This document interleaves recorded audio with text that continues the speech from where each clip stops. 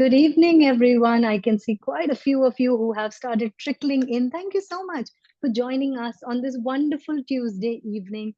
Before I get into the details of today's session, very quickly in the chat window, if you could let us know which city you're dialing in from.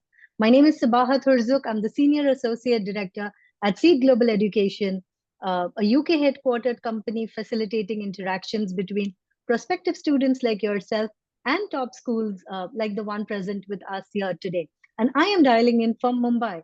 So great. We have Ahmad from Islamabad. We have Piyush from Delhi. We have someone from Mumbai. Great. Let's keep those rolling and letting us know which city you're dialing in from. We really love to know where our audiences are coming in from. I'm sure all of you are pretty excited about the session today.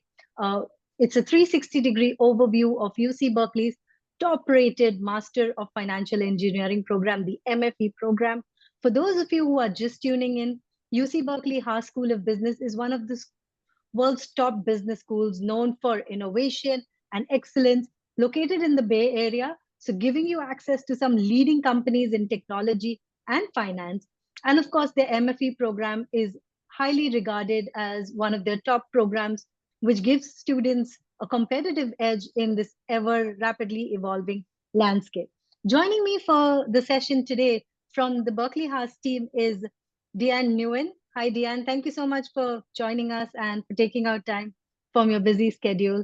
Um, she's the Director of Admissions and Marketing, like I mentioned, for the MFE program. She works with the admission teams and helps prepare prospective students like yourself before you go on to campus to join the program, etc. Right? So at this point in time, I see we've crossed around 100 or more participants coming in from various parts in India. Also, a few who are from out of India. That's good to see. So what I'm going to do is I'm going to quickly run my first poll question for the evening today on the screen in front of you. If you could let us know what is the most important factor for you when you are selecting a graduate program? Is it the curriculum and the skill development that will happen? Is it the career outcomes and job placements that you could get? Is it the reputation and rankings of the university? Is it the faculty at the college and the industry connections that they offer? Is it the location and the networking opportunities which come along with it?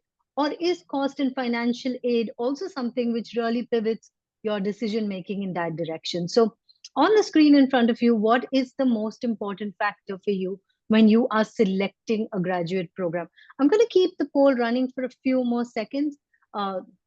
Even for those who are just joining in, if you could go and cast your votes and let us know which of these are the most important factor. There could be a chance that more than one of these factors is important for you, but let's pick the one which is top, number one priority for you.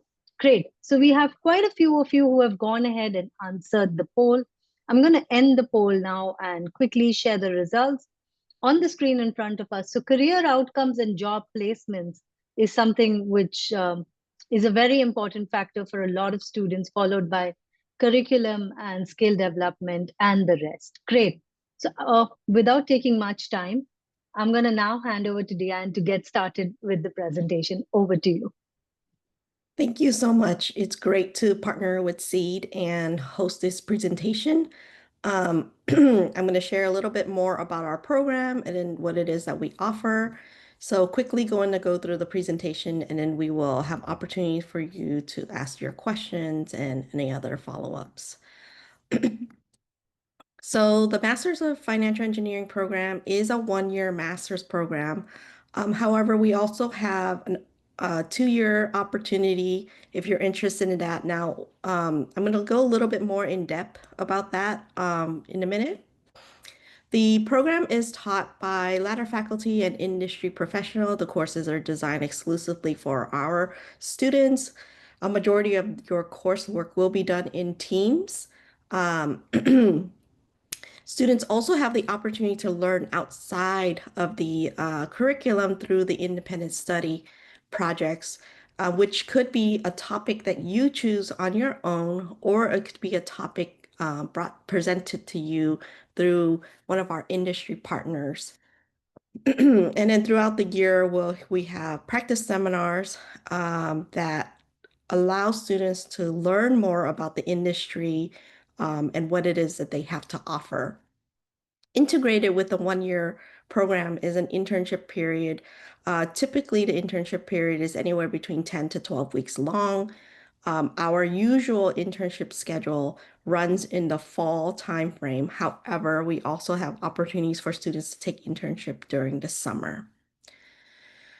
For the 2 year program, our part-time program, this program does not offer visa opportunities. So if you're an international student, typically international students are looking to just gain more skill sets that they can apply immediately to their job. And we definitely do have candidates who are coming from India, Singapore, and China who have opted for this option because they are looking to stay within their country and continue working for their current employer.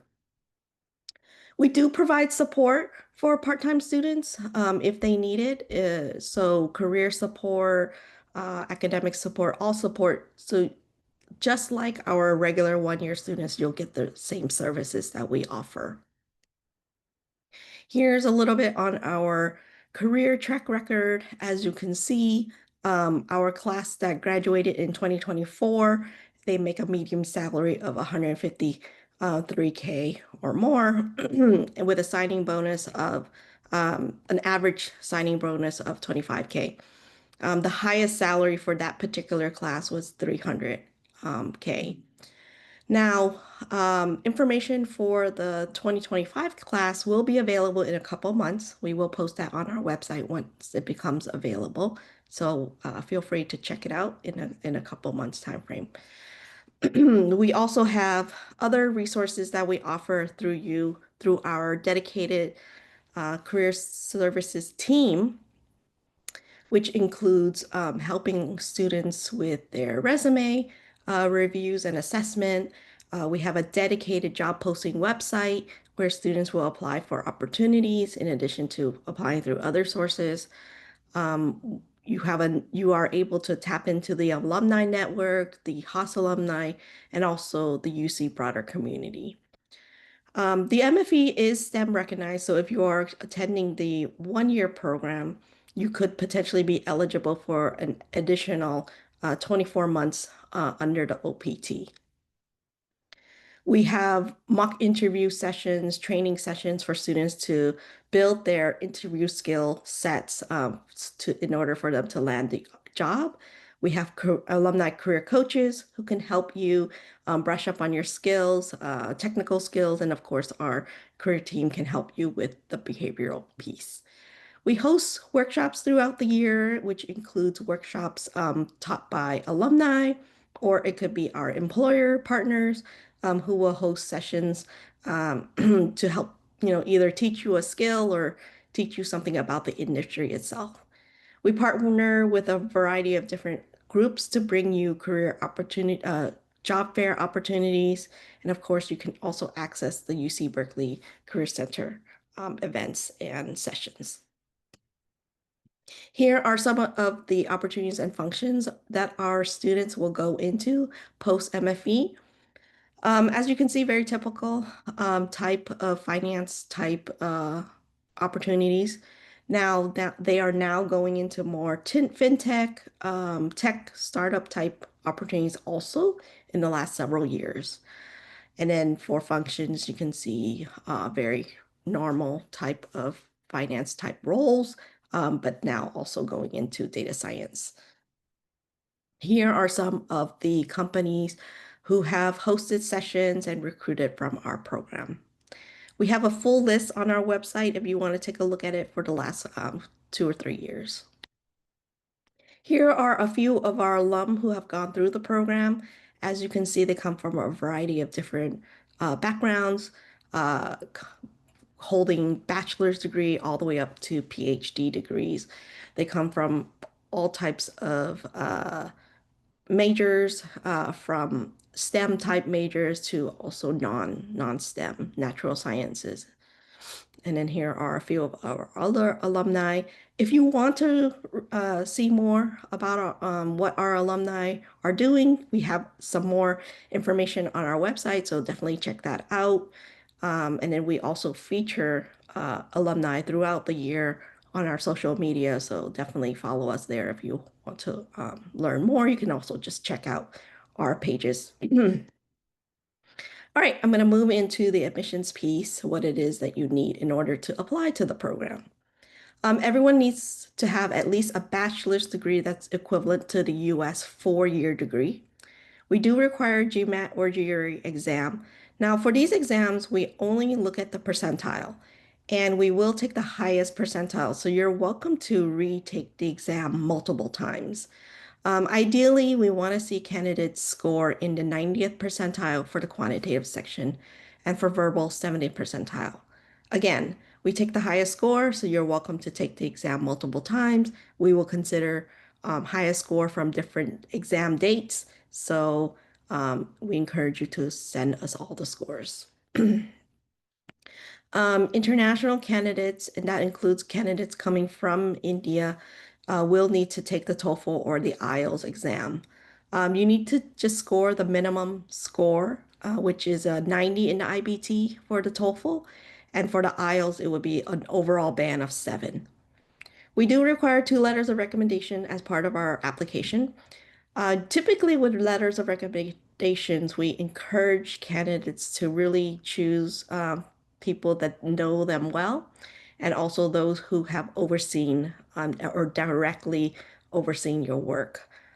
So it could be professor, it could be direct supervisor, but really choose someone who you've really worked closely with, someone who has really understand what you can do and what you're capable of. We do conduct interviews on an invitation basis for our application. Now, not being selected to interview early on doesn't mean anything. You could be selected to interview later on. In some cases, we have interviewed candidates who, um, after a decision has been already posted. We have 4 separate deadlines in our application process. The final deadline coming up is going to be October 1st for spring 26 entry. We only take students for the spring term. So right now we're still accepting application for spring 2026 entry. The last deadline is October 1st. However, the cycle will continue to be open up until mid-October. So keep in mind that if you do apply after the October 1st, but within the cycle, your application may be reviewed on a space available basis. That said, we always have space available for qualified candidates, whether it's going to be for the coming year or following year. But we always have space available for qualified candidates who we think would be a great fit for our program. Our application is on a rolling basis, so you don't have to wait until October 1st to get your application in. Our application is very straightforward, so it is designed so that you can really get that done over the weekend. I think the missing piece typically is going to be the recommendation letter. However, you can submit your application without the recommendation letters. It may just delay the review process. That's the only thing. Moving on to what are the skills that we're looking for in our candidates. And we do require that candidates have strong quantitative skill sets, strong programming in Python and C++, some machine learning. And you have to have strong intuition and logical skill sets. And of course, you need to be able to communicate well. Here are the specific prerequisite courses that we require. Now, when it comes to each of these areas in the quantitative section, we want candidates to pay attention to the advanced level math courses that you need to have, such as partial differential equations and numerical analysis. Typically, these 2 courses are not completed on average in any particular major. Even those who are majoring in math may not be required in their major to take these courses. So we do recommend that you take a look at the your transcript and see if you've completed these courses. We also expect that you have a strong um, statistical background. So making sure that you have those statistics courses, econometric courses. And then for the finance preparation, a couple of courses, all you really need. We usually recommend corporate finance and macroeconomics, investments. Definitely take a macroeconomics course. And then for the finance piece, it could be an investment course, corporate finance course, introduction to finance. Those are some topics that we typically see. The CFA is recommended and encouraged, but it is not required. It just depends on your background. So typically, if someone is coming from like an engineering type background, computer science, something that doesn't require much finance, we may encourage it, but it's not a requirement. And then for the programming, as I mentioned, C++ and Python, the emphasis is going to be on the Python preparation, but we do still ask the candidates have some C++. You need to be at least strong in one of them, either it's C++ or it's Python.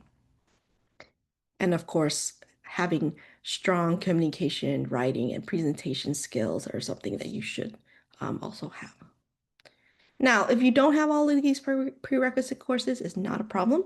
We do take into consideration courses that are in progress and or plan, as long as they're going to be completed by the program start date. So here is the profile makeup of the class that started in 2025 of this year. As you can see, very common STEM type backgrounds. They come from all around the world. Majority come with just a bachelor's degree. A few do have master's or PhD. And then you can see also their average test scores and the majority of the makeup of the class are men. And then moving on to some financial aid. As international students, there is a loan that we offer that candidates can utilize that does not require a cosigner. A lot of our students will fund their degree through loans. We are a self-supporting program, so we don't have much funding available. Typically, students will apply for loans to fund their degree. On average, our students do pay back their loan very quickly because of the high salary that um, they get out of after completing the program, and that's just first year salary. We do have some scholarship opportunities available. The merit-based scholarship is open to all candidates will be considered for that when they apply, so there's no application process. You just need to submit your application. And then for the other scholarships, we have a need-based scholarship that you can apply for. We have also some donors type scholarships. Now, with the scholarships, none of the scholarships will cover the full cost of tuition. It's just going to be a partial tuition, anywhere between five to $20,000 that we offer our students. So at least 75% of or more of the tuition will have to be paid out of pocket or through loans or other sources that you have. All right, moving on to the curriculum. So we have 4 terms within the 1 year. So if you are in the part-time program, you'll just do it twice with a lighter course load for the part-time program. For the full-time program, students will take spring and summer courses. These are the core courses within the program. Everyone will take these courses. And then in the fall and winter, we have one core course and then elective options for students to take. If a student is taking a summer internship, then we will work with the student to ensure that they are able to manage the course load for the summer term. And then, of course, if you're going to do the internship during the fall time frame, there are no classes during that time period. And then moving on to the student services, we offer an orientation week prior to the program start date. We help students build their teams. We require that our students switch teams every term. As I mentioned, a lot of the coursework is done in teams, and we help facilitate and get students into different groups. We also require students to switch teams every term so that you're not working with the same folks. Maybe you don't get along with someone in the first term, you may not have to work with them in the following terms. It's also a great way for you to mimic the real world where you don't really necessarily get to choose who you work with.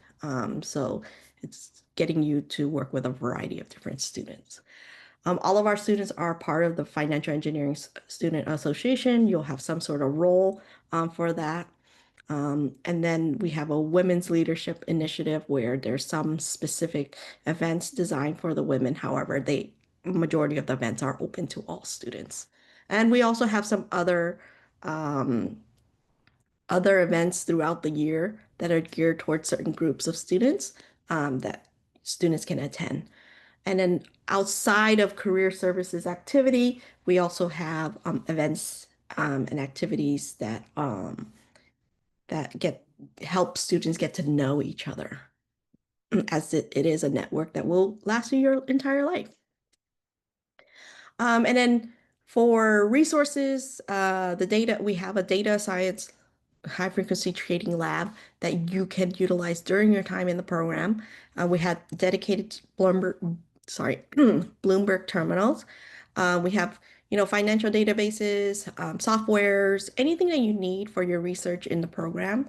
And it is going to be available for you. We have a lot of data for students.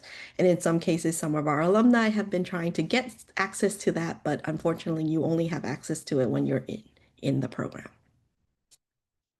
All right, so we're at the end of our presentation, and this is some resources on how you can better prepare for the program.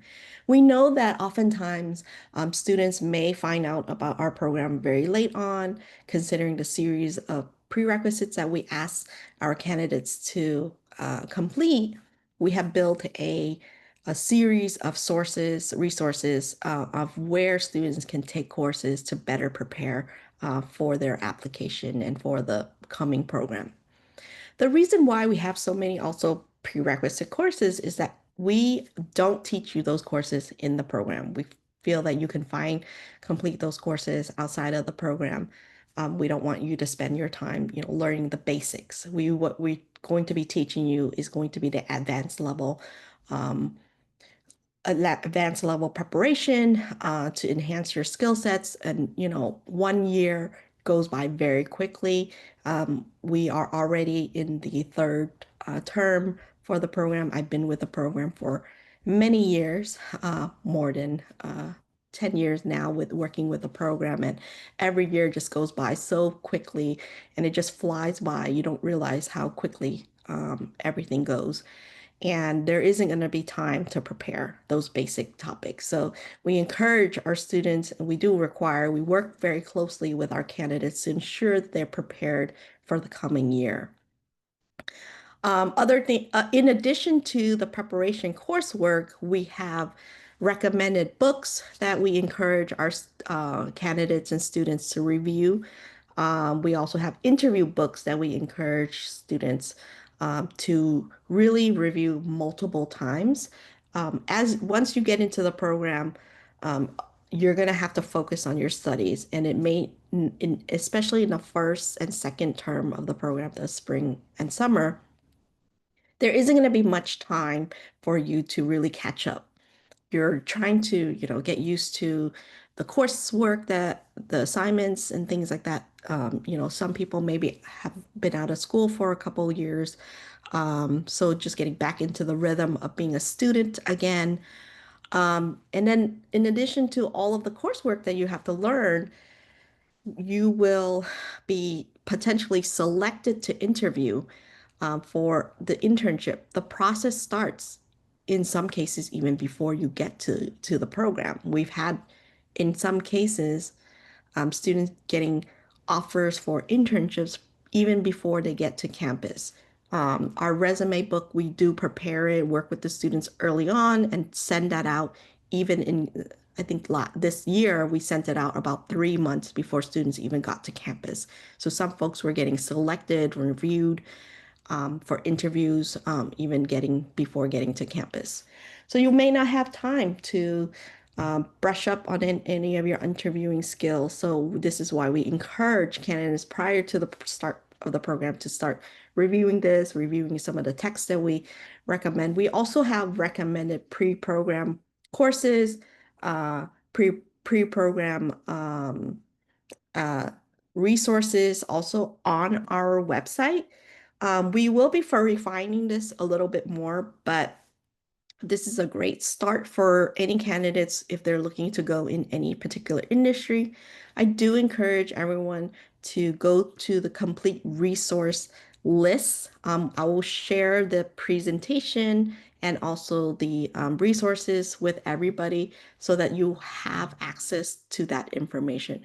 It is a great resource, and unlike many of the other programs out there, we're one of the programs who work very closely with our candidates, and because we care. We want you to do well. We want you to succeed.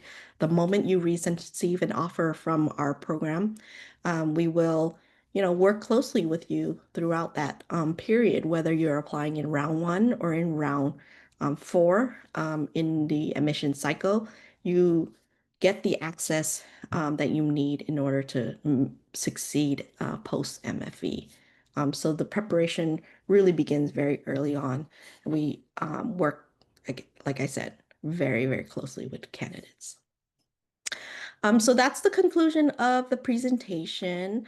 I encourage you all to, ask questions if you have any at this moment.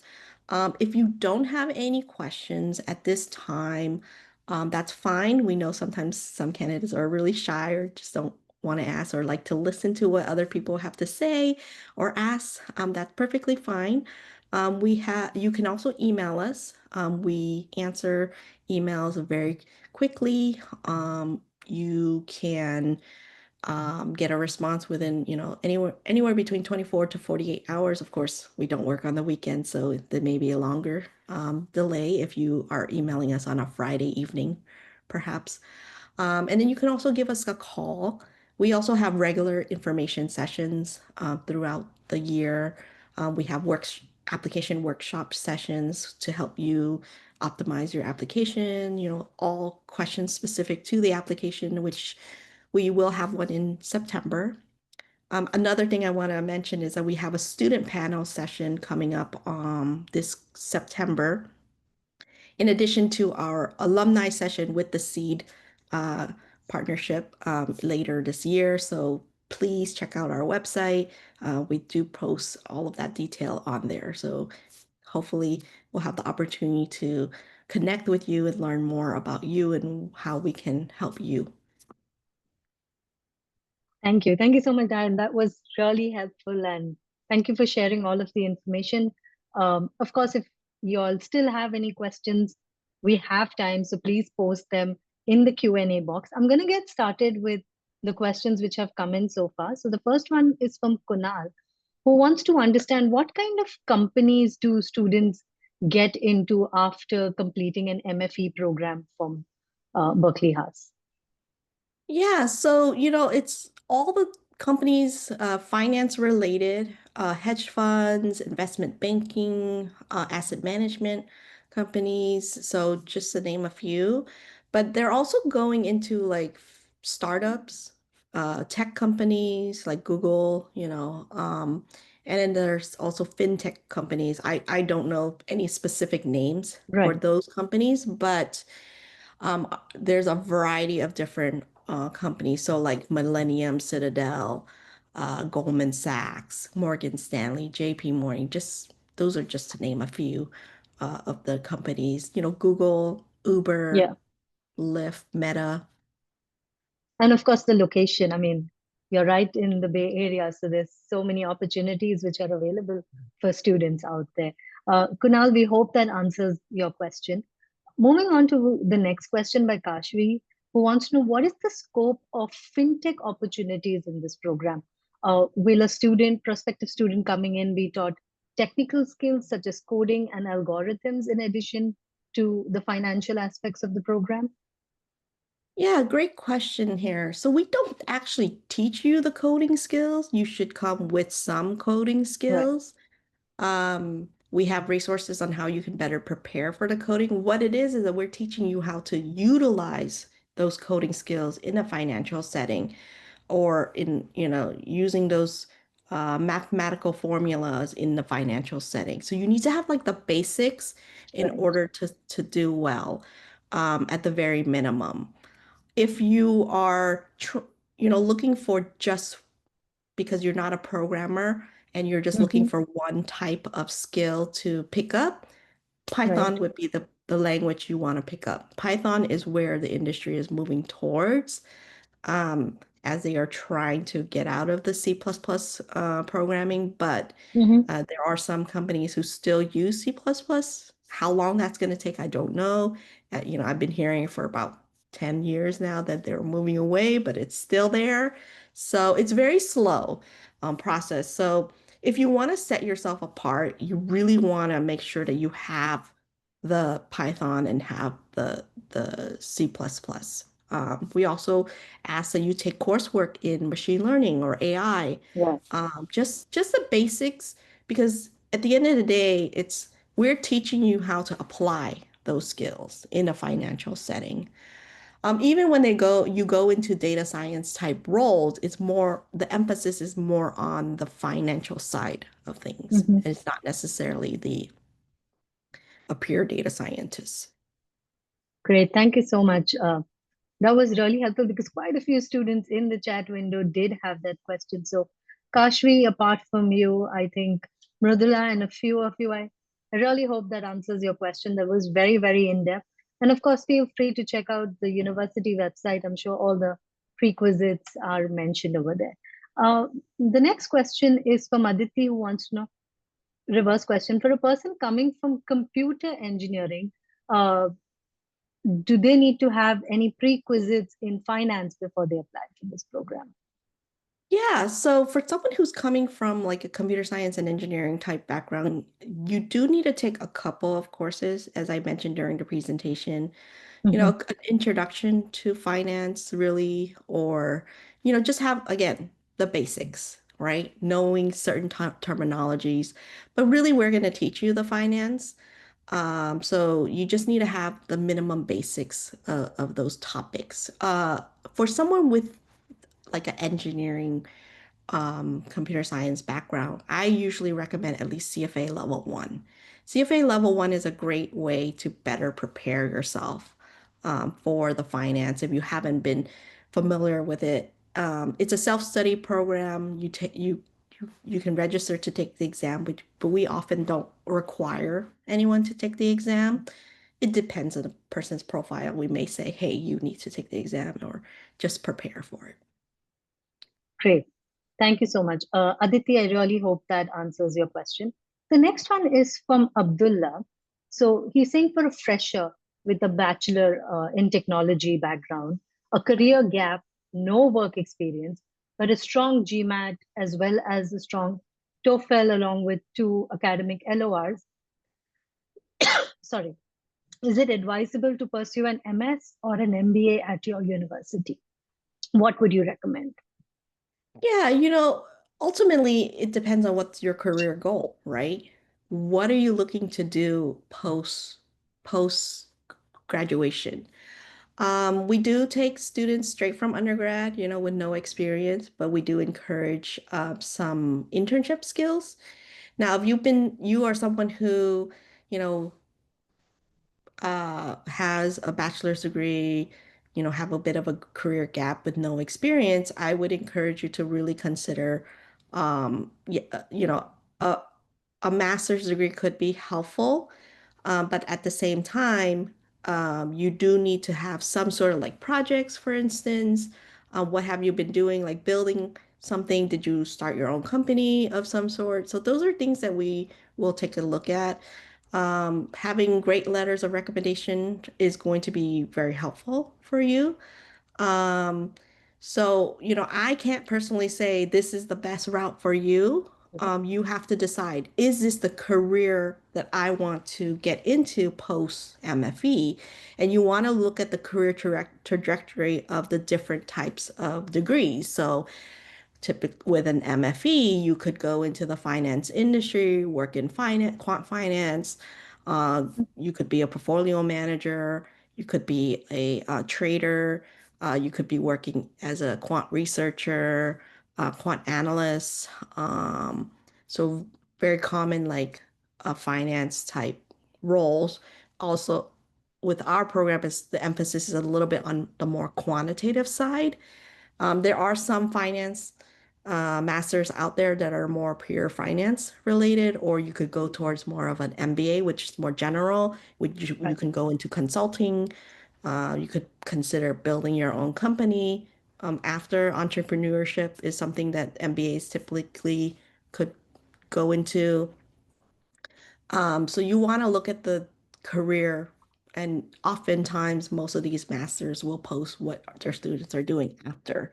I would also say talk to alumni of the Yeah. program. What have they done? What would they recommend? So those are also great opportunities to seek out advice on the career trajectory. Thank you. Thank you so much. Just to sort of add on to that for everyone's knowledge, where in India, you can go in for an MBA straight out of your graduation once you're done with your undergrad. When you're applying to universities abroad, you will require some work experience. As a fresher, you cannot apply for an MBA program. So if you're planning to apply right out of college, then master's is the way to go. For an MBA, you will require some work experience. Uh, Taking my next question from Arnav, and I'm sure this is a frequently asked question which we get for international students whose medium of education, be it in school during the bachelor's, has been English. Would you still require them to take an IELTS or a TOEFL exam? Yeah, this is a great question. Also, a great question for candidates coming from India, which typically, oftentimes, courses are taught in English. Yes. Unfortunately, with India, you do need to take the TOEFL or IELTS exam because um, the requirement is based on country, Mhm. and each country has a different set of requirements. So India, we do require, but if you were studying perhaps like in Singapore or parts of Hong Kong, UK, those if you receive a bachelor's degree from those countries, then it could be waived. But for India, you would need to take the TOEFL or the IELTS exam. I know so sometimes some students in India do study outside of India. Correct. So in Yeah. those cases, if you got your bachelor's from the UK, you don't need to do the TOEFL. So it's based on country that you receive your degree. Correct. Arnav, I hope that answers your question as well. The next question is from Aditya, who's asking, what is the placement report like? He has done his bachelor's in business management and is thinking of pursuing an MBA in finance. Can you help me understand how the MFE is different from the MBA? Yeah, so um, in terms of our placement report, you can definitely look at our website. It does have full details on where people go, what type of roles they're getting into. And I'll post, our website for everyone to take a look at if they want to browse through that. But the type of roles that our students typically go into is pure finance, where it's more quantitative, as I mentioned, quant research, trading, portfolio management, are just a few of the roles that our students go into.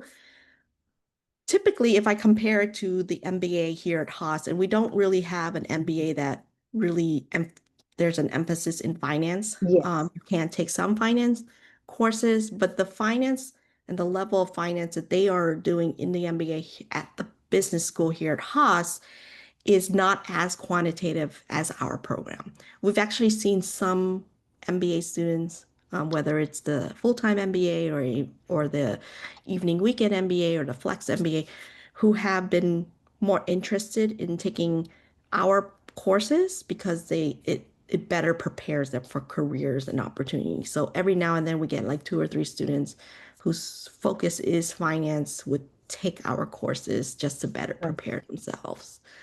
But there are some finance master's degree out there that Right. are quantitative. For example, MIT program is one that I know is somewhat comparable to our program.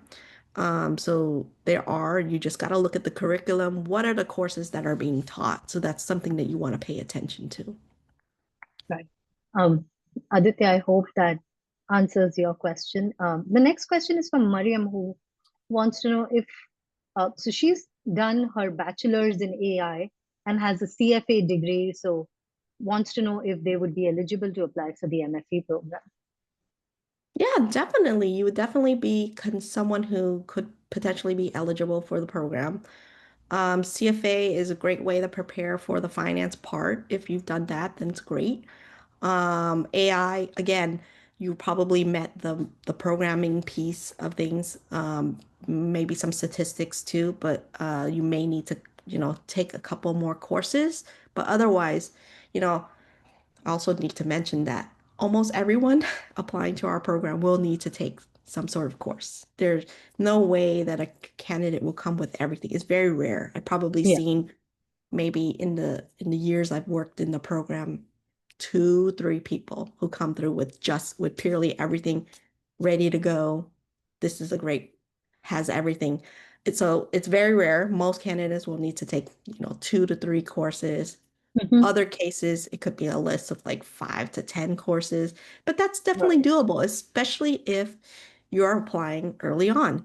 You have a whole year to prepare. Um, Right. 10 is a little bit on the extreme side, but you will need to have some preparation. On average, it's, 2 to 3 courses that you'll need to take. Right. So, depending on what their background is, they need to check what other additional courses they need to take on, and then sort of take those on and make sure that Mhm.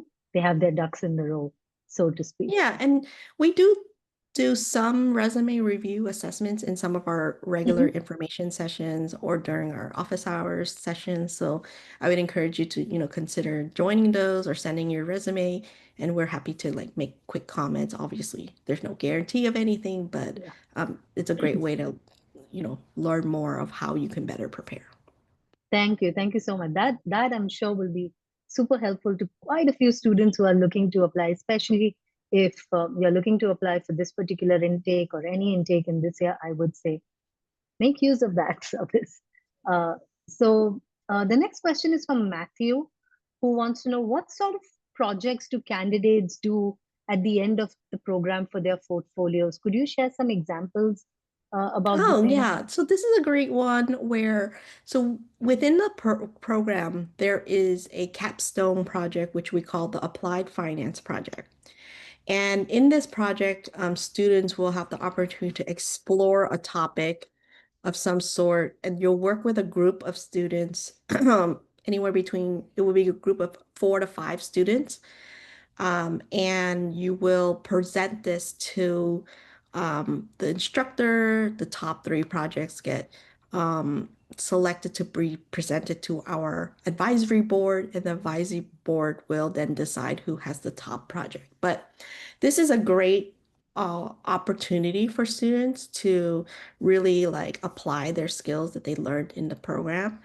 In addition to that project, students can work on industry projects or research project with a professor.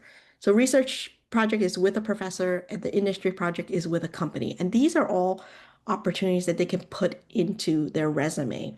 So we have projects with BlackRock, we have projects with tech companies, some companies I can't really name.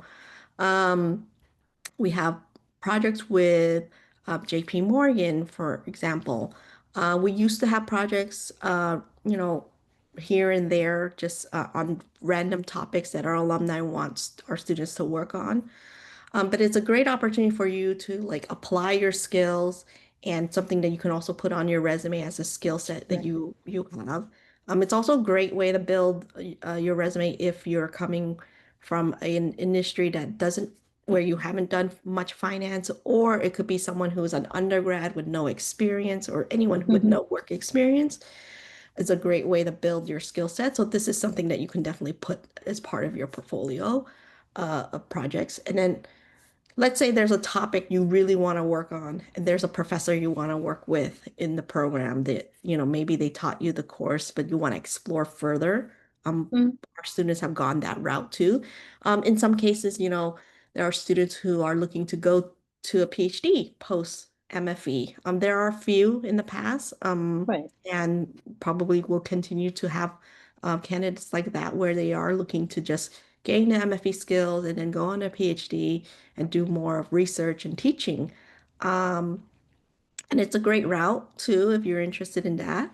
Um, so our students have worked with faculty members on research topics that they're interested in. Thank you. Matthew, we hope that answers your question as well. The next one is from Ramki. They want to know, is there any age restriction to get into the MFE program? We do not have an age restriction. I think what you need to have is the minimum requirement that we ask for. I think the youngest candidate we've had in the program was at 19. The person Wow. had graduated high school early and graduated college early and then Yeah. applied to the program. It was very um, hardworking students, very successful now. And then we had a few candidates who were in their like 40s and 50s who came through the program. Hmm. So it's not Interesting. about the age, it's about what is your career trajectory? What are you looking to do after an MFE? Does an MFE even make sense for you? Do you Right. have the skills to do well too? So those are the things that the committee will assess for your profile. They're not going to look at your age or your country or your nationality or anything like that to determine eligibility. It's really about your skills, what you're looking to do.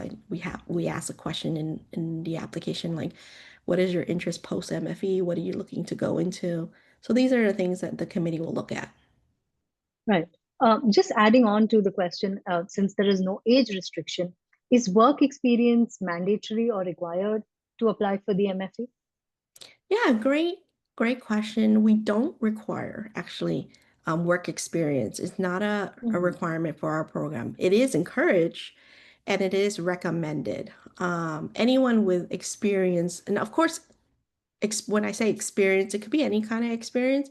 It's more about the transferable skill sets within that role, because we have a lot of candidates who might come from engineering and might look to go into more of a finance type role, like transitioning and utilizing their quant skills still. So there's plenty of folks like that. So if you've had, worked for an engineering type company, that's fine. Hmm. It's more about the skills, transferable skills that we're looking at. Great, thank you. Anirudh, I hope that answers your question as well as the previous question.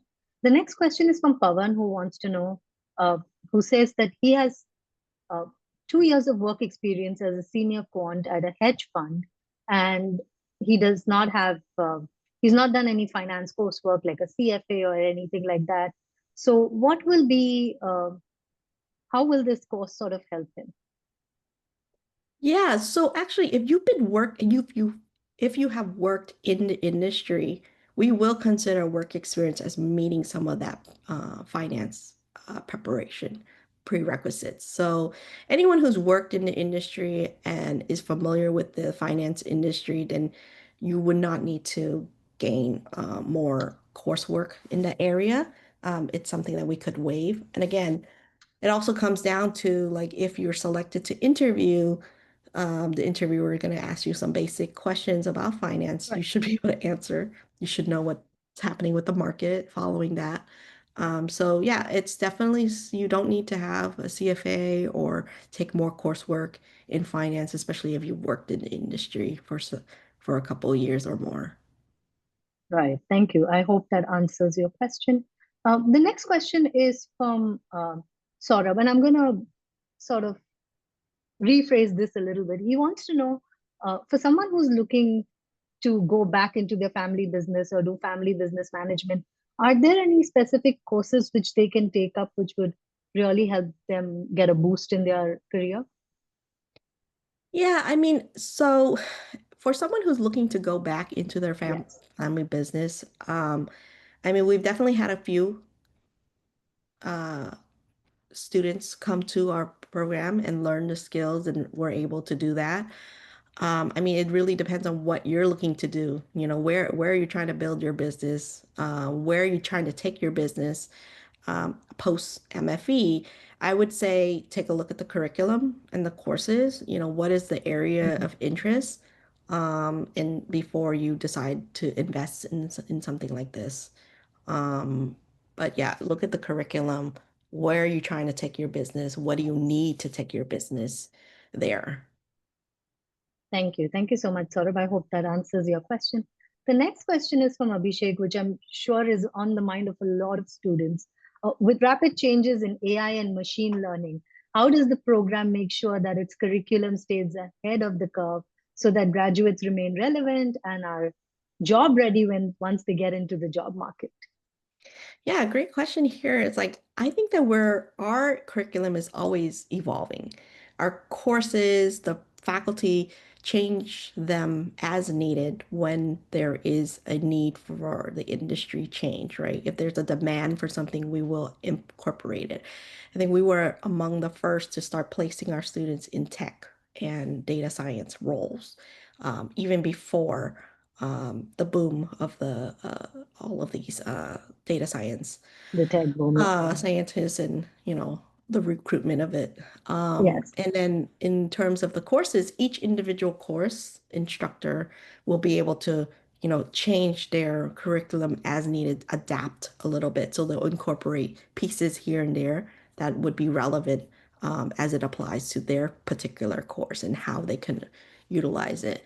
I mean, there are certain things that won't change, but there Mhm. are ways that we do incorporate the industry needs and trends within the program. We continue to review and update this on a regular basis. It's not something that we just do you know, the job of the our executive director and faculty director is to review the curriculum on a regular basis. We have meetings with our advisory board. We have regular meetings Yeah. with our faculty to go over the topics, the things that are happening. It's like where can we make changes? Where does changes need to make sense? And we, of course, advise the faculty to incorporate certain pieces and elements here and there. But obviously the course isn't going to change completely. Now, if there is a need for a particular topic that isn't already within the curriculum, or we can add it into another course, we will create a new course for it, and we have over the years. We also remove courses from our curriculum that no longer is needed. So you can, looking back, there are trends, things like that that are needed, or skills that our students need to know. We will bring those topics to you. We don't wait for things to happen. So it it will be done within our program. So it's Thank ever evolving. yes, yes, that's what I was about to say. They with Berkeley House, they're always ever evolving and on top of their game. Uh, so the next question is from Krishna, and he has a concern. Krishna says that the program looks very technical. How do you also help students build leadership and communication skills for their career? Yeah, so this is a great question, because when it comes to the leadership or the communication skill sets, ultimately you need to come with a certain set of communication skills. The program is very quick, right? Presentation wise, students have opportunities to make presentations in front of class, right? We're not going to critique a student, but if a student is seeming to struggle, obviously our career team is going to try to help. If you are someone who already struggles with communication and building your leadership, you should definitely pick up courses on how you can better enhance your profile. It's going to be very hard for our program to teach you that in Mhm. 1 year. Um, in terms of the leadership, it's just a natural thing that you will be able to build, especially if you are someone who is a go-getter, who's willing to put yourself out there. It naturally happens within the program when it comes to building teams. We have like the student organization opportunities where there's leadership within the Right, FISA. There are going to be board leader members, and these are the people who are going to be taking on roles and opportunities to guide the program, whether it's socially, career, or academically. So those are things that, um, you know, will naturally happen, but we don't like have courses on this where you can right, do that. We right. find that you can take that elsewhere. I mean, if you really want to take a course on that and it is offered at the business school, you could potentially take the course if the faculty in that course allows it, and students can do that if they wanted to. Great. Um, Taking my next question, which is similar to the topic of careers and jobs, with Berkeley located so close to the Silicon Valley, number of tech and startups, do students who are pursuing an MFE get exposure to things like fintech or AI roles, something which is beyond the traditional finance roles which are available to them? Definitely, definitely. In addition to continue to work with our finance partners and the companies out there, who will continue to, seek our MFE students, we do have alumni who go into the tech or data Mhm. science route. We also, being in the Bay Area, it's a great way for us to tap into that. And our career team is, going out looking for opportunities. We just had Good Leap, which is a company who is hiring, have hired for the last couple years because we have an alumni there and they found, they know our students, they know what they can do. So that's just an example of one. We definitely have students who go between industry. I know there was an alum who started out in trading and then went into data science, going to from Uber or Open Door, and then back to the finance in company. I think it was Oh, Citi, wow. Okay. and then now he's staying in the tech industry. I think we even have a blog on him if you want to read about it. Oh, wow. Yeah, Okay. we write stories every now and then about our alumni and what they're doing, and so he's a great example of someone who's gone into finance and gone back to the tech. And so Mhm. yes, there are many opportunities to explore that. I think that sometimes, some students are not as open. They're more like, I want the traditional, but then there Right. are other students. So there's a good blend within the program. Great. Taking it a step back, there's another question from James who wants to know, do students get to work with faculty on research or is it more applied projects? There is opportunity for students to work with the faculty on research, but these are opportunities that the student, has to seek out. Most of the things that the students will work on is, within the assignment itself. If you want to go beyond that, in which in some cases students you have that opportunity to explore it. We have a course designed to allow students to do that. So Mhm. it's not you're not limited. Great. James, I hope that answers your question. Taking my next question from Ananya. Ananya says that I am a business and finance undergraduate interested in applying for the MFE program in Berkeley, but she has two concerns. She wants clarity if she can apply with limited exposure to programming knowledge, languages provided she complete the prerequisites before the course begins. And she also wants a little more clarity on the deadlines for the 2026 intake. Yeah, so the deadline part is that October 1st is the final deadline. But we keep the cycle open up until probably October 15th-ish. So it's Right. a 2-week gap, just in case someone submits a few minutes late or something like that. So we do leave it a little bit open in case someone finds out about the program a little late, but after that, it's cut off. So between now and October 15, you can submit your application and be considered for spring 26 entry. We only take intake for spring term. So right now we're taking 2026 entry. Now, for the programming piece and limited exposure to programming language, I think that for someone who's coming with a finance business background, you really want to set yourself apart, right? Also coming from a business background, typically your quantitative skill sets are not going, you probably haven't done much of that coursework. So in addition to having to prepare for programming, you also have to prepare for the math and statistic courses Right. too. If you want to stand apart from other candidates, you really do need to make sure that you have a good chunk of the prerequisite done. Um, STEM majors, they have more of the quantitative and they just need to do a little bit of finance prep or something like that. With the finance folks, typically from India too, if you're doing finance, usually you want to make sure that you have the 4-year degree because Mhm. oftentimes I know that with business in India, it's a BCom, and BCom Right. doesn't meet the degree requirement. You'll need to have at least an MCom or a 2-year Okay. postgraduate degree in addition. 2 years, So, 3 years. if you really are interested in the MFE, you really need to like take more coursework in the programming, make sure that you do the math and statistics, and it is possible. So in some cases, you may need to take at least a year to Hmm. better prepare. 26 entry may be too soon for you if there's a lot of Right. coursework.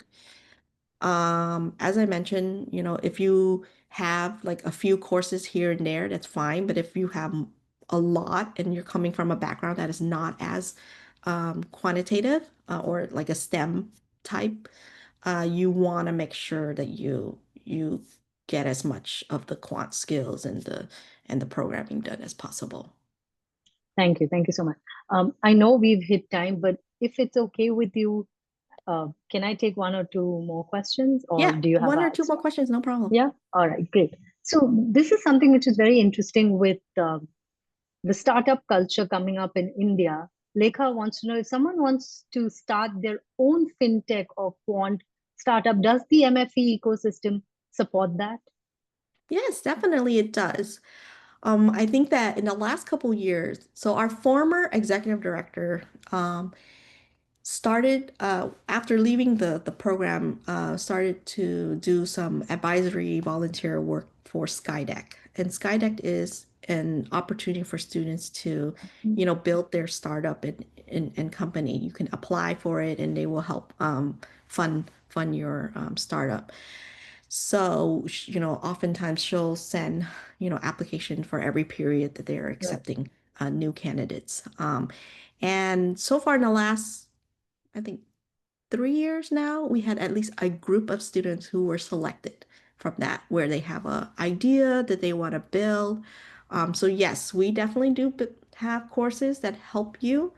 And then we also have opportunities for you to actually start building that for yourself.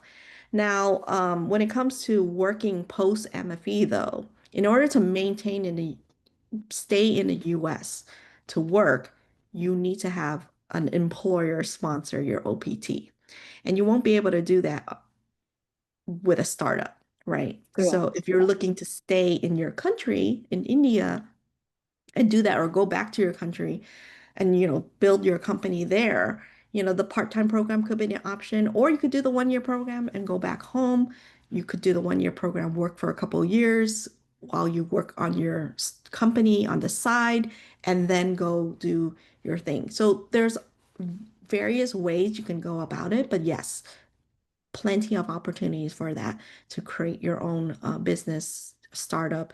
And I mean, there's a group of students right now who are working on their project and trying to Wow. build their company, and they're talking to me about their IP, like who owns the IP? Is the university going to have access Right. to Yeah. my IP. Correct. Yeah. So I had to like try to clarify. I was like giving them information on that. So if that they definitely own the IP to it, I try to Yes. clarify like, look, this is not research related with the faculty that they are funded Correct. by Yeah. something by the university. So it's owned by you. The university will not take your work and try to start this company and make money.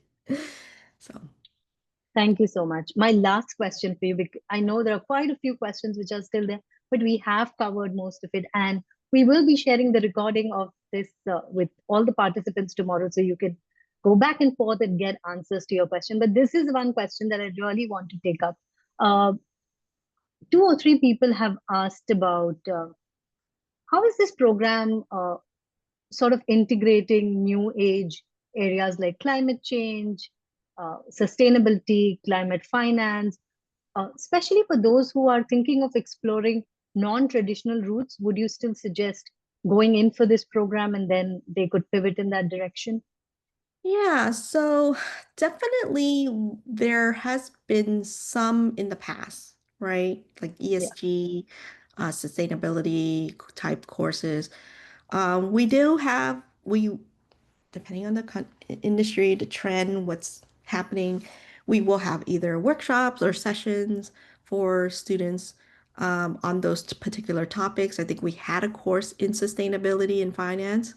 right. Um, 2 years ago. We're not Hmm. offering it now. It just depends on interest too. Like if there's no interest, we don't offer a course again. Correct. Yeah. But if a student is really interested in that particular area, again, you want to look at the curriculum and what courses we're offering. If it doesn't Right. really match your goal, it doesn't make sense to do an MFE. Sometimes an MBA might be a little bit Hmm. better, but with the MBA, you can take some MFE courses. So there is Okay. an opportunity for MBA students in our school to take courses in the MFE. I think I've had MBA students take like 3 courses or more.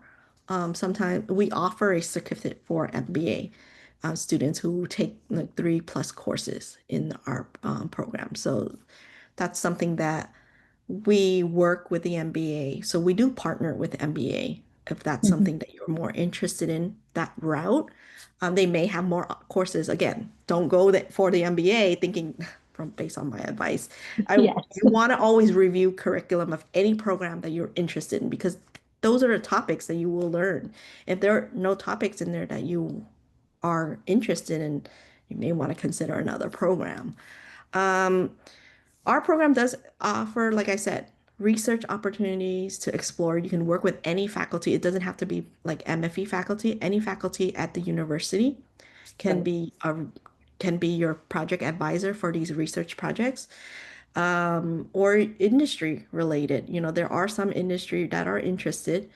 But again, is the MFE the right route? Just depends, right? What are your career goals? What are the skills that you have? How can you utilize your skills and what we teach to help?